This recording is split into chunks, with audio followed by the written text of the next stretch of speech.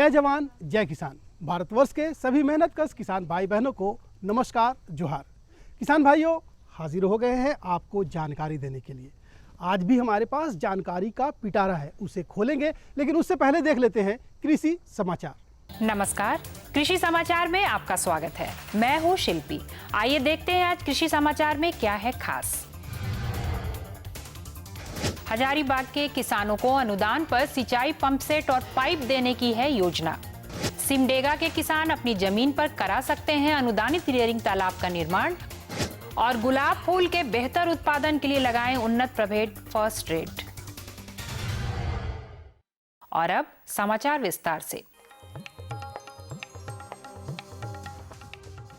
हजारीबाग जिला के जो छोटे एवं सीमांत किसान स्वयं सहायता समूह और किसान क्लब मनरेगा योजना के तहत कुआं का निर्माण कराए हैं, उन्हें सिंचाई के लिए अनुदान पर पंप सेट और पाइप देने की योजना है। इसमें किसानों को उनके कुआं के आकार के अनुसार 1.5 से 3 हॉर्स पावर तक का सिंचाई पंप सेट और 200 फीट HDPE पाइप उपलब्ध कराया जाएगा। इस योजना से लाभ लेने के लिए प्रखंड विकास पदाधिकारी कार्यालय या भूमि संरक्षण सर्वे कार्यालय कन्हरी हिल रोड, दीपूगढ़ा, हजारीबाग में 30 नवंबर 2016 तक अपना आवेदन पत्र जमा कर सकते हैं। जिला मत्स्य विभाग सिमडेगा की ओर से मछली पालकों के निजी जमीन पर रियरिंग तालाब बनाने की योजना है। इस योजना के तहत लाभुक के पास 2-1 या 2-2 जमीन होना चाहिए। प्रति एकड़ रियरिंग तालाब की योजना लागत 3 लाख रुपए है। इसमें अनुसूचित जनजाति और अनुसूचित जाति को 90% और समान कोटि के लाभुक को 80% अनुदान दिया जाएगा। इस योजना से लाभ लेने के लिए 30 नवंबर 2016 तक जिला मत्स्य पदाधिकारी कार्यालय सिमडेगा में आवेदन पत्र जमा कर सकते हैं। राज्य के जो किसान किसी वजह से अभी तक रबी दलहनी फसल चना की बुआई नहीं कर पाए हैं, वे पिछात चना की खेती कर सकते हैं। पिछात चना से अच्छी उपज लेने के लिए 15 दिसंबर से 15 जनवरी तक बुआई कर लें। किसान भाई पिछात चना की खेती के लिए वैसे मध्यम जमीन चुनें जिसमें जल जमाव नहीं होता हो। पिछात चना की खेती के लिए 15 दिसंबर से जनवरी पहला सप्ताह तक बुआई कर देना चाहिए। धान या अन्य खरीफ फसल तैयार है तो 15 दिसंबर से पहले कटाई का काम पूरा कर लें। उस खेत में चना लगाने के लिए खेत की तैयारी में 2 से 3 बार देसी हल से जुताई करके अच्छी तरह से पाटा चला दें और 75 से 85 किलोग्राम बीज प्रति हेक्टेयर की दर से बोएं। किसान भाइयों को कि पिछात चना की जो बुआई होती है वो कब से कब तक होती है। इसकी बुआई लगभग 15 दिसंबर से लेकर 15 जनवरी तक या प्रथम सप्ताह के जनवरी तक अवश्य हो जाना चाहिए। बागवानी फसल गुलाब फूल की खेती के लिए नवंबर तक बुआई का काम किया जा सकता है। राज्य के जो किसान गुलाब फूल लगाना चाहते हैं वे उन्नत प्रभेद फर्स्ट रेट, नोबिलिस, सुपरस्टार या सोनिया का चयन करें। गुलाब फूल की खेती के लिए वैसे दोमट मिट्टी वाले खेत का चुनाव करें जो जीवांश से भरपूर हो और उसका pH मान 6.5 से 7.5 के बीच हो। रुपाई में 22,250 पौधे प्रति हेक्टेयर की दर से लगाएं। इसमें कतारों के बीच 60 सेंटीमीटर और पौधों के बीच 7 सेंटीमीटर की दूरी रखें। झारखंड में गुलाब के बेहतर उत्पादन के लिए किन उन्नत प्रभेदों का चयन करना चाहिए, आइए इस संबंध में जानते हैं कृषि विशेषज्ञ से। कि 2 तरह की वैरायटियां हैं। अगर एक्सपोर्ट के लिए जैसा कि जो कि प्रोटेक्टेड कंडीशन में होगी तो उसके लिए फर्स्ट रेड है, नोबलिस है। उसके बाद ओपन कंडीशन में अगर आपको करना है तो सुपरस्टार है, सोनिया है, ये प्रजातियां उपयुक्त हैं। किसान भाई इस समय अपने धान फसल को काटने के लिए हंसिये का इस्तेमाल करना चाहते हैं तो वैभव हंसिया का इस्तेमाल करें। इसका ब्लेड मध्यम कार्बन स्टील या मिश्रित स्टील का बना होता है। वैभव हंसिये से साधारण हंसिये की तुलना में 25% मजदूरी में तथा 24% संचालन खर्च में बचत होती है। आइए आज जानते हैं टमाटर फसल में फल छेदक कीट के नियंत्रण के लिए क्या करें।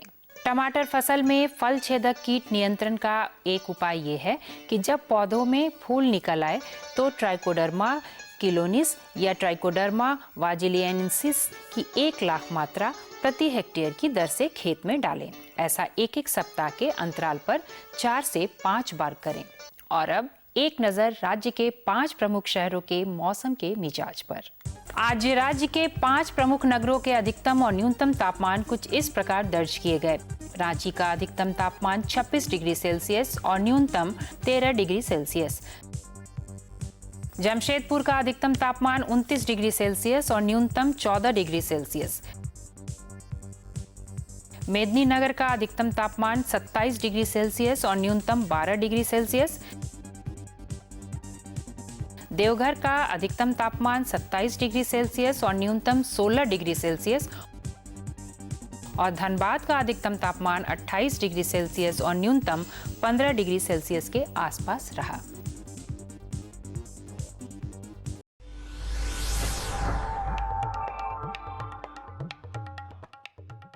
और अब मंडी भाव में आइए नजर डालते हैं अनाजों के भाव पर। आज कृषि उत्पाद बाजार समिति मेदिनीनगर में विभिन्न खाद्यान्नों के थोक भाव कुछ इस प्रकार दर्ज किए गए।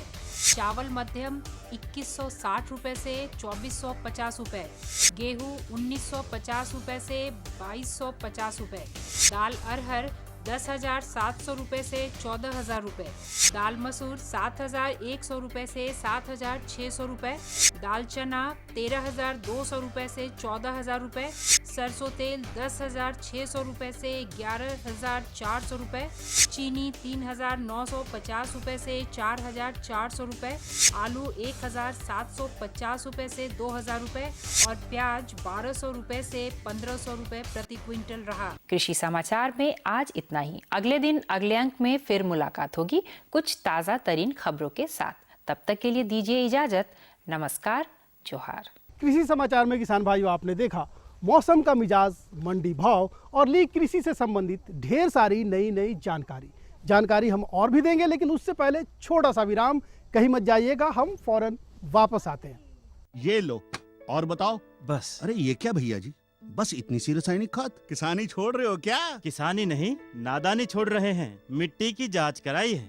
अब तो लालाजी जितनी जरूरत है उतने ही उर्वरक खेत में डालेंगे। हाँ किसान भाई आज ही अपने जिले की नजदीकी भूमि परीक्षण प्रयोगशाला में मिट्टी की जांच जरूर करवाएं और मिट्टी में पोषक तत्व, नमी व पौधे के विकास को देखते हुए केवल जरूरत के अनुसार ही पोषक तत्व डालें। और हाँ, मिट्टी में गंधक, जस्ता, बोरोन जैसे सूक्ष्म पोषक तत्वों का पता लगाना भी न भूलें।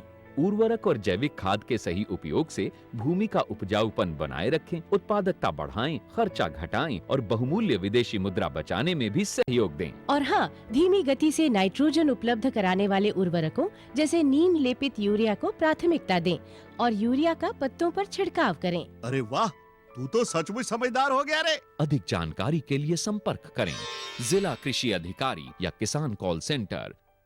विराम के बाद एक बार फिर से सभी किसान भाई बहनों का स्वागत है। किसान भाइयों, अब बारी है जानकारी की और मैंने वादा किया था कि भाई हम पिटारा खोलेंगे, तो चलिए पिटारा खोलते हैं। और सबसे पहली जानकारी है समेकित कृषि से किसानों को कैसे लाभ पहुंचे। बिल्कुल, अब आपके जहन में ये सवाल आ रहा होगा कि समेकित खेती क्या है। तो भाई आपको बता दें कि हमारे किसान भाई बहन खेती बाड़ी करते हैं जो कि मौसम आधारित होता है।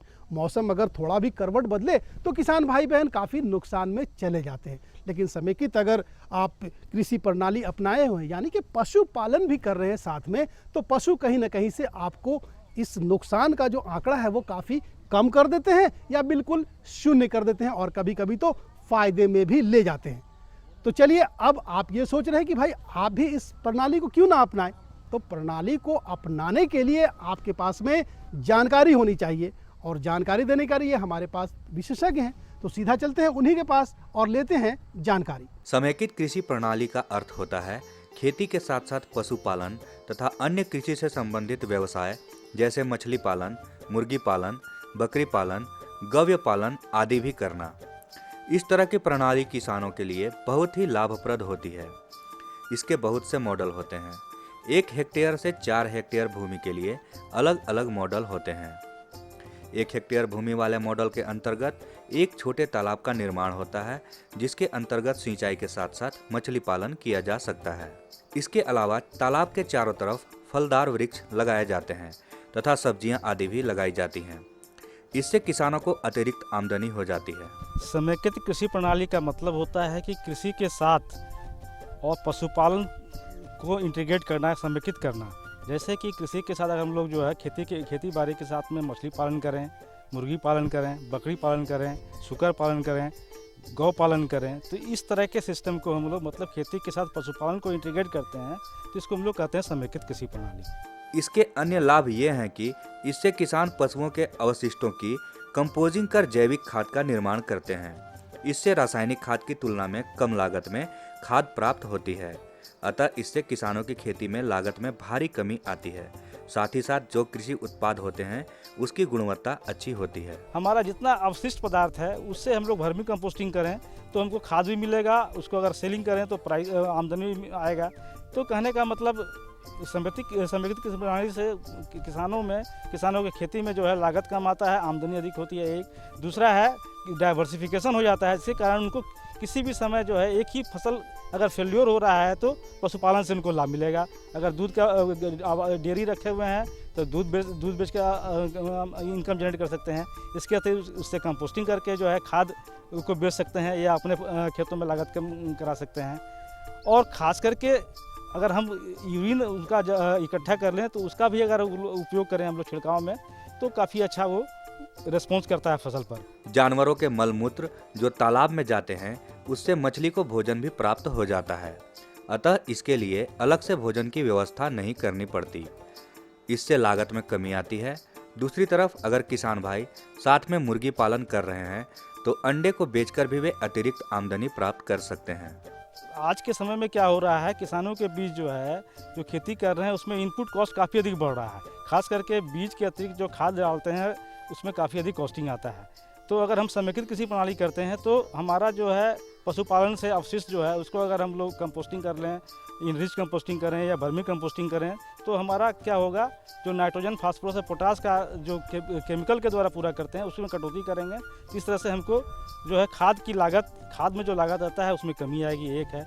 दूसरा है कि मल मूत्र जो अगर उनका जो है नाइट्रोजन युक्त होता है तालाब में जाता है तो वो फीड का काम करता है, मछली का फीड का काम करता है। तो फीड में जो हमारा कॉस्टिंग अलग से तालाब अगर हम लोग खेती कर रहे हैं, समेकित प्रणाली नहीं अपना रहे हैं, अलग से अगर हम मछली पालन करते हैं तो हमको फीड देना पड़ता है तालाब में।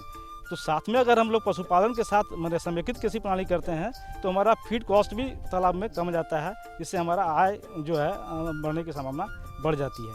मुर्गी पालन के लिए अधिक जमीन की आवश्यकता नहीं पड़ती, अतः इसे छोटे या मझले किसान आराम से कर सकते हैं। साथ ही साथ वे अजोला भी लगा सकते हैं जिसे पशु चारा के रूप में इस्तेमाल किया जाता है। इससे पशुपालन में पशु चारे की लागत भी घटती है।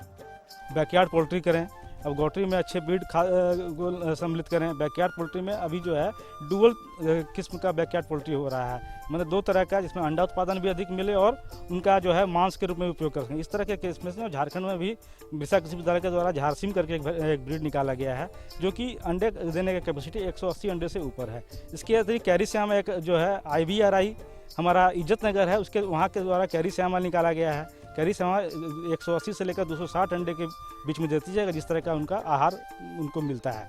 तो इस तरह से अंडे का उत्पादन देसी के तुलना में काफ़ी अधिक बढ़ जा रहा है, उससे आमदनी बढ़ती है। दूसरा है कि बैकयार्ड पोल्ट्री के लिए जगह नहीं चाहिए। अगर छोटे किसान जिनके पास बहुत कम जगह, लैंडलेस किसान भी इसको कर सकते हैं। इस तरह से समेकित कृषि प्रणाली अपनाने से किसानों की खेती में लागत में कमी तो आती ही है, साथ ही साथ आमदनी भी अधिक होती है। इसमें खतरा भी कम रहता है। यदि एक तरफ किसी कारण से नुकसान हो भी जाए तो दूसरी तरफ से इसे लाभ मिल जाएगा। छोटे किसान को खेती से केवल फसल की खेती कर रहे हैं तो उससे वो लाभ नहीं ले पा रहे हैं।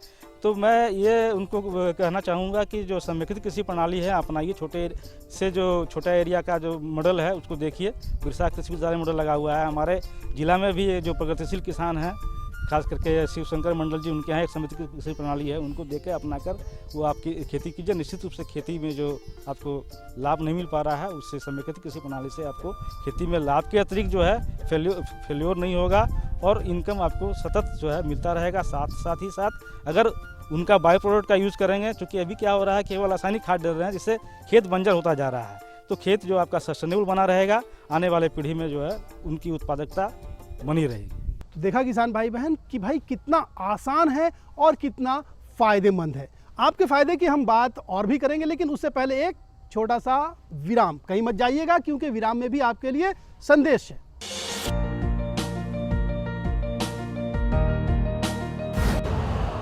यूरिया का स्वदेशी उत्पादन 70 लाख टन बढ़ाने के लिए 6 उर्वरक संयंत्रों का उद्धार किया जा रहा है।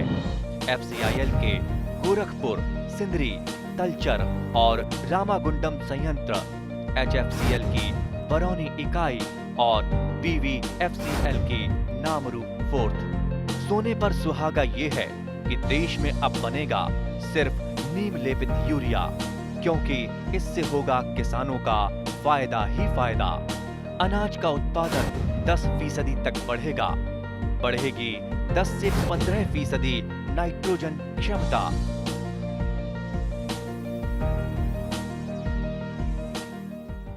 किसान भाइयों, अब बारी है दूसरी जानकारी की। देखिए, जाड़ा जो है पूरी तरह से अपने शवाब पर है और ऐसे में हम तो गर्म कपड़े पहन लेते हैं, लेकिन पशुओं का क्या करें भाई? हर तरह की पशु है हमारे पास में और उनके लिए अलग अलग व्यवस्था है। किसान भाई बहन, अगर आप शूकर पालन करे हुए हैं तो उनके लिए भी इस वक्त जो है आपको इंतज़ाम करना पड़ेगा, यानी कि उनके आवास का इंतज़ाम, उसकी आवास की व्यवस्था कैसे करनी चाहिए जिससे कि उन्हें ठंड ना लगे और गर्मी का एहसास हो, है ना? तो चलिए सीधा अपने विशेषज्ञ के पास चलते हैं और उनसे जानते हैं कि जाड़े के मौसम में सूकरों के आवास की व्यवस्था कैसे करें। किसान भाइयों, जाड़े का मौसम आ चुका है, तो ऐसे में जो किसान भाई सूकर पालन कर रहे हैं उन्हें सूकर के आवास पर विशेष ध्यान देने की आवश्यकता है, ताकि सूकर और उनके बच्चों को ठंड से बचाया जा सके। इसके लिए कुछ बातों का ध्यान देना आवश्यक है। सबसे पहले उनके आवास की व्यवस्था ऐसी जगह होनी चाहिए जहां पानी का जमाव न हो सके। जगह ऊंची हो जिसमें गंदगी और पानी का ठहराव न हो। ऐसा करने से बीमारी के प्रकोप से बचा जा सकता है। सूकर पालकों को बताना चाहूँगा कि जाड़े में सूकरों की व्यवस्था मतलब जो है उसको मतलब आवास अच्छा होना चाहिए और मतलब ठीक ठाक से रहना चाहिए। मतलब जब तक आप लोग मतलब देखते हैं कि हम मतलब जो देसी सूकर को मतलब जिस तरह से रख सकते हैं वो मतलब आप रख लेते हैं, लेकिन अगर हम अच्छे ढंग से अगर मतलब सुचारू रूप से अगर इस सूकर पालन किया जाए तो आप देखेंगे कि उसकी आवास की भी व्यवस्था बहुत उचित ढंग से होनी चाहिए, जिससे कि हम मतलब उनके बच्चों को और उसको जाड़े से बचा सकें। उसके लिए आपको 2-3 बातों का ध्यान रखना चाहिए। एक तो सूकर के घर की व्यवस्था ऐसी जगह पर होनी चाहिए, जगह का चुनाव ऐसा होना चाहिए जहाँ पानी का भराव न हो। ज़्यादा मतलब जो है ऊंची जगह पे हो, जिससे कि मतलब कोई गंदगी या पानी का ठहराव न हो, जिससे मतलब उन लोगों को मतलब बीमारियों का प्रकोप अधिक हो। उनका आवास निर्माण करते समय ये ध्यान देना चाहिए कि उन्हें गर्मी में लू से बचाना है और ठंड में सर्द हवाओं से। तो आवास की हाइट मध्यम रखनी चाहिए। 5 मादा और 1 नर के लिए 10 फीट का कमरा पर्याप्त होता है। बच्चों के लिए अलग से बाड़े का निर्माण करना चाहिए, नहीं तो कभी कभी बड़े सूकर उन्हें दबा देते हैं, जिससे उनकी मृत्यु तक हो जाती है। सूकरों की घर की व्यवस्था मतलब ज़्यादा ऊंचाई पे भी नहीं हो, अगर थोड़ा सा अगर कम भी रखेंगे वो भी चलेगा, लेकिन मतलब जब तक आप ये देखें कि उनको गर्मी से भी बचाना है और मतलब लू से भी बचाना है और ठंडा से भी बचाना है, इसलिए मतलब उसको इतना ही मतलब मिडिल साइज में मतलब बना करके भी आप बड़े ढंग से रख सकते हैं और इसमें ज़्यादा पूंजी लगाने की भी आवश्यकता नहीं है। अगर आप मतलब जो है कम मतलब पूंजी में भी मतलब अच्छे ढंग से आवास गृह मतलब आवास को मतलब बना सकते हैं और इसके लिए आप 5 और 1 मतलब 5 मादा और 1 के लिए कम से कम मतलब जो है इसको 10 फुट जगह मतलब आपको बहुत अति आवश्यक है। मतलब इसके लिए इसमें मतलब आराम से रहेगा और उसके बच्चों के लिए भी एक उसमें अलग से मतलब जो है बाड़ा टाइप का और बना दें, जिससे कि मतलब जो कभी कभी आपने देखा होगा कि मतलब बड़े मतलब जो सूकर होते हैं वो बच्चों को दाब करके मतलब उनकी मृत्यु हो जाती है। मृत्यु दर को घटाने के लिए आप सूकरों को मतलब के बच्चों को उसी घर में बाड़े के रूप में मतलब उसको डिवाइड करके आप अच्छी तरह से रख सकते हैं। और जाड़े में ये व्यवस्था आपको मतलब शाम के टाइम पर 5 बजे से के बाद पहले या 5 बजे से 6:30 बजे तक आप उनको अंदर कर देना चाहिए, ज़्यादा बाहर नहीं रखना चाहिए। सुबह मतलब धूप निकलने पर उन लोगों को खोल देना चाहिए। सूकर वातावरण के हिसाब से अपने आप को ढालते हैं। गर्मी में वे पानी में रहना पसंद करते हैं, वहीं ठंड में ऐसा करने से बीमारी का खतरा रहता है। तो ठंड में आवास बिल्कुल साफ सुथरा रखना चाहिए। ठंड से बचने के लिए उन्हें घर में रखना आवश्यक है, इसलिए आवास की समुचित व्यवस्था की जानी चाहिए। देखिए वातावरण के ऊपर है ये। वातावरण जब उनको मतलब जो सूट करता है, अगर उनको गर्म लगता है तब वो पानी में रहना पसंद करते हैं। हर समय वो पानी में भी पर रहना पसंद नहीं करेंगे। आपने देखा होगा कभी कभी वो नमी में भी नमी जगह पर भी जाकर के लेट जाते हैं। तो जब जिस तरह से वातावरण मतलब जो ज़्यादा गर्म होता है तब मतलब उनको ये आवश्यकता अब ज़रूरत पड़ती है। लेकिन सर्दी के मौसम में मतलब आप देखते हैं कि मतलब वातावरण वैसे ही ठंडा रहता है। तो बड़े वयस्कों के लिए भी और बच्चों के लिए ये अति आवश्यक है कि थोड़ा मतलब सब उसका सूकर पालन का गृह अच्छा होना चाहिए, साफ सुथरा होना चाहिए और गृह में ही उनको निवास कराना चाहिए। इन सब के अलावा भोजन विशेष महत्व रखता है, अतः ठंड के दिनों में इन्हें माड़ पिलाना चाहिए तथा ऐसे खाद्य पदार्थ खिलाने चाहिए जिनमें प्रोटीन, वसा, कार्बोहाइड्रेट मौजूद हो। सुलभ तरीके से इनकी उपलब्धता सुनिश्चित की जानी चाहिए। ठंड के मौसम में मतलब सूकरों को उनके भोजन की व्यवस्था वैसे ज़्यादातर आमतौर से मतलब जो है वो अपना जूठन, जो किचन का जूठन होता है या मतलब खेती से जो कुछ मतलब जो है साग सब्जियों के अवशेष निकलते हैं उनसे ही भरण पोषण हो जाता है। इसलिए इसको कहा गया है कि ये मतलब एक बहुत बड़ा अच्छा उद्योग है। अगर इसको मतलब हम अगर ढंग से करें तो सूकर पालन सबसे अच्छा और सुलभ और कम पूंजी में मतलब इससे अच्छी पैदावार ले सकते हैं। यही कारण है कि वो हर एक चीज़ को, जिस चीज़ को मतलब हम लोग खा नहीं सकते हैं और जो हमारे लिए मतलब जो बेकार है वो उसके लिए एक आहार के रूप में खड़ा हो जाता है। लेकिन उसके बावजूद भी आप अगर अच्छा मतलब थोड़ा भोजन दें तो मुझे ये लगता है कि उसके आहार में मतलब जाड़े के दिनों में आपको 2-3 चीज़ों का ध्यान जरूर रखना होगा। इस तरह ठंड के दिनों में थोड़ी सावधानी बरतकर किसान भाई सूकरों को बीमार होने से बचा सकते हैं और इनसे अधिक लाभ कमा सकते हैं। मैं मतलब यही कहूँगा मैं सूकर पालक भाइयों को, अभी ठंड का मौसम है, थोड़ा सा मतलब इसमें मतलब जो है चर्म रोग जरूर आएगा और चर्म रोग से बचने के लिए मतलब जैसे खाज है या खुजली होगी या लालिमा होगी जो मतलब दीवारों से या किसी ईंटा से या रगड़ते हैं और उससे मतलब जो है खून वगैरह जो आने लगता है, उसके लिए आप मतलब चाहे बड़ा पशु हो या मतलब जो है सूकर के बच्चे हों, उन सब के लिए आप 2 चीज़ों का मतलब बहुत ज़रूर ध्यान रखें। नंबर 1 मतलब उसको कृमि की दवा ज़रूर दें, कृमिनाशक दवा भी दें, और दूसरा करंज का तेल, नीम का तेल, गंधक और कपूर मिला करके जो उसकी चमड़ी पे जो लालिमा आ जाती है आप उसको ज़रूर लगाएं।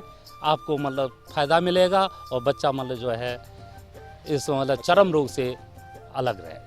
तो देखा किसान भाइयों, सूकरों के लिए किस तरह के इंतजामात आपको करने हैं उनको गर्मी देने के लिए इस जाड़े के मौसम में। चलिए अब आप अपने इंतजाम में लगिए और मुझे भी अपने इंतजाम में जाना होगा क्योंकि अगले अंक की तैयारी करनी है ना।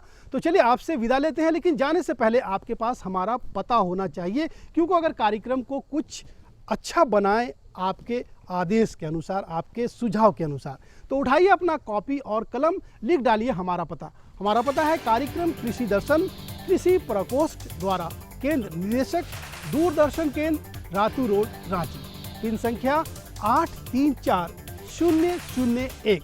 तो हमें रहेगा आपके खतों का बेसब्री से इंतजार। नमस्कार।